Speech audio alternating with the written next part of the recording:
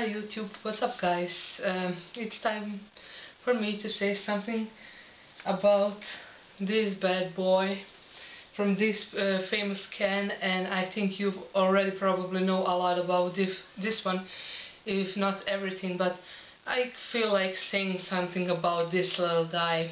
This fragrance, Paul Gaultier Le Male, hit the market in 1995, and it's have been really for a long time on the market, and I think it says something actually about the fragrance. They must have done something right.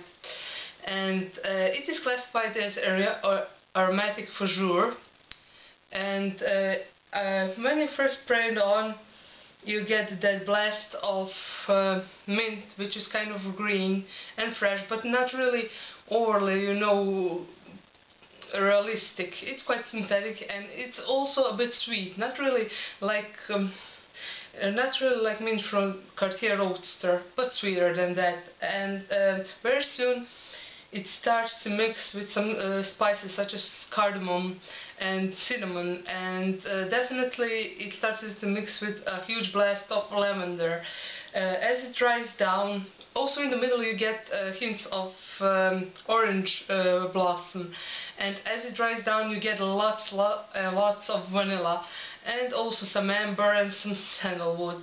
Well, this fragrance actually is sweet, but I wouldn't say it's overly sweet. It has a certain spiciness, certain freshness, certain you could say also woodiness to it, and I think it is actually a legend among fragrances. This one smells actually quite bold, a bit masculine, but quite unique. Some may say it's not so unique, but I think this fragrance actually is very unique.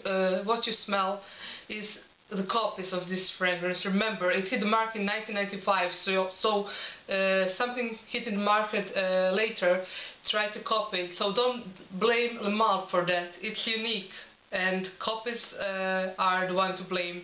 Not Le Male. I think it's unique, and some say it fits the best colder months, colder seasons, and I agree with that, but I will say something else.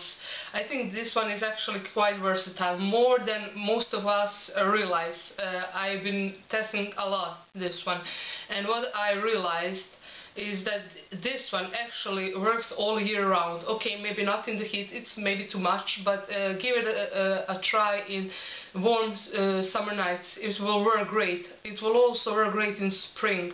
It will work, of course, great in fall and winter too. It gives me 12 hours of longevity. It lasts long on my brother too. It projects very heavily, and it is a monster. I would say it definitely is a performance monster.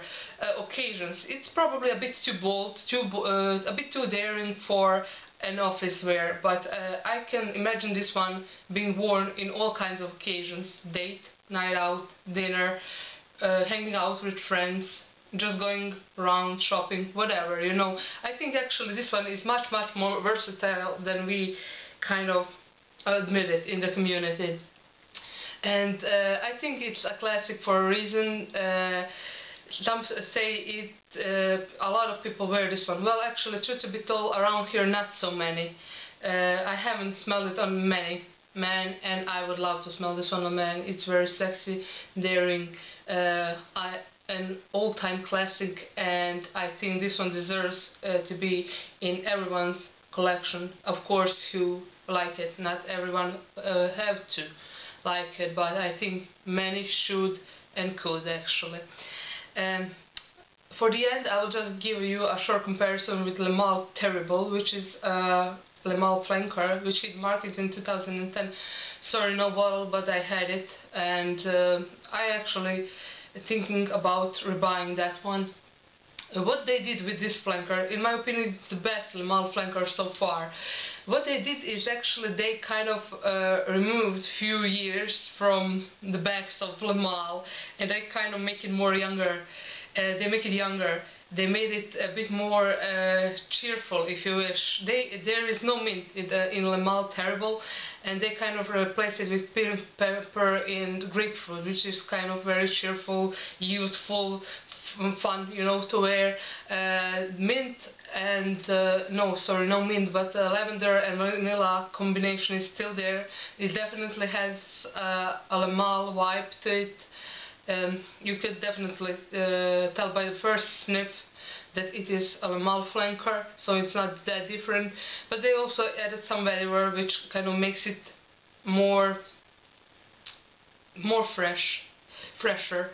And yeah, I think also they kind of removed a bit of masculinity from this one and made it, if you wish, a bit more unisex. It does last long enough, 8 hours.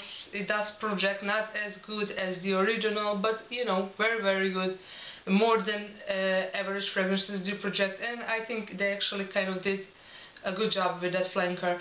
Also, if it is a bit easier to wear, so if you don't like this one, but if you have that certain note that is bothering your nose, try with Le Male Terrible, because I think they did a good job making this one a bit younger and more wearable.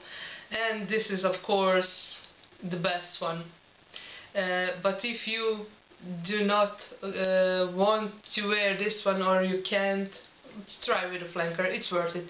It doesn't get a lot of attention in the community, but I think it should. It is a very nice flanker. I actually enjoy it a lot too. Okay, thank you guys for watching. Please comment down below, rate, subscribe, and see you soon with another video. Take care. Bye.